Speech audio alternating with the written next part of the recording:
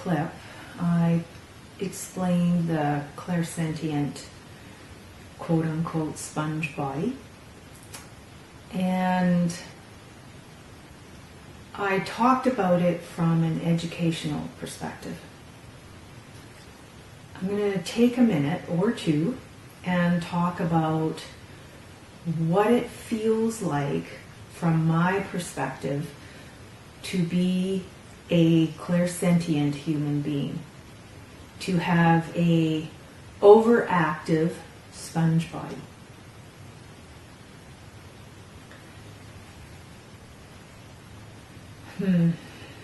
There is so much that I could share that sometimes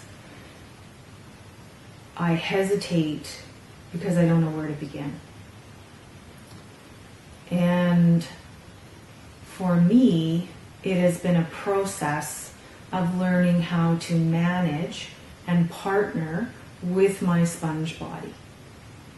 Because my sponge body picks up not only information from things that are seen, but also from things such as energy essences, people in the spirit world.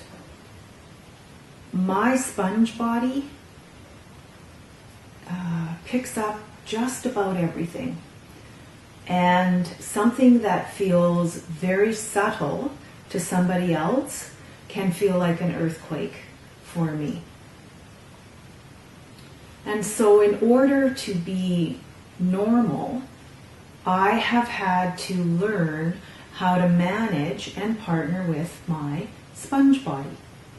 And one of the ways that was introduced to me from someone on the other side, someone in the spirit world, was, Ellen, ask yourself if what you're feeling belongs to you, or if you're sensing, like a radio receiver, picking up information from somewhere else. And don't limit that somewhere else to someone standing in the room.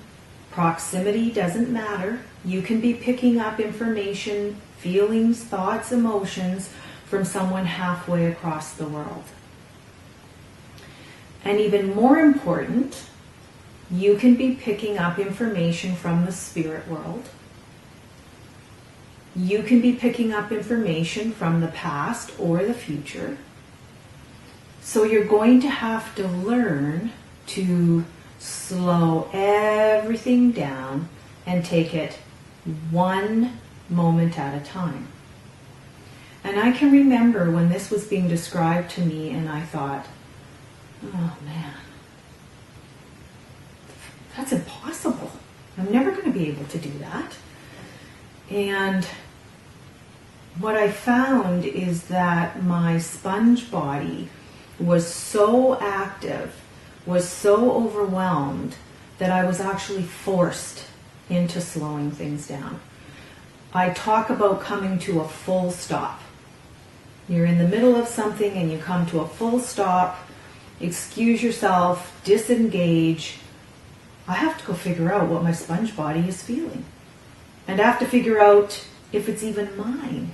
And do I need to pay attention to it if it's not mine? Maybe I should be minding my own business.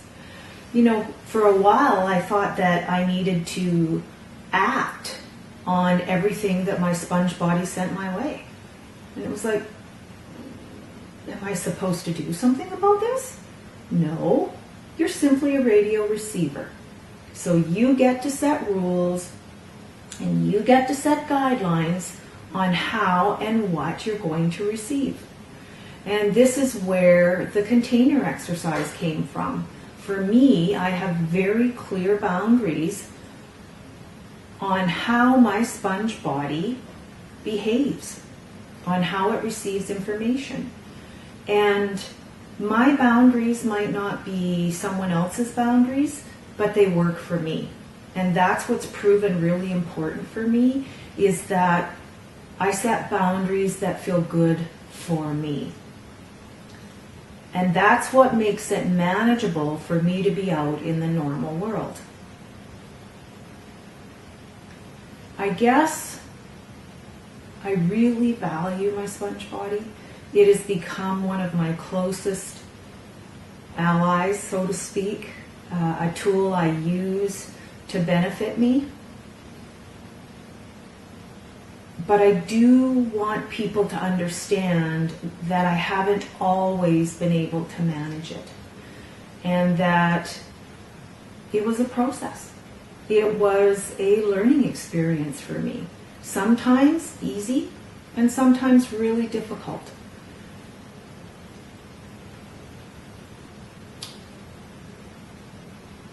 And I, along the way, sometimes forget how difficult it was in the beginning.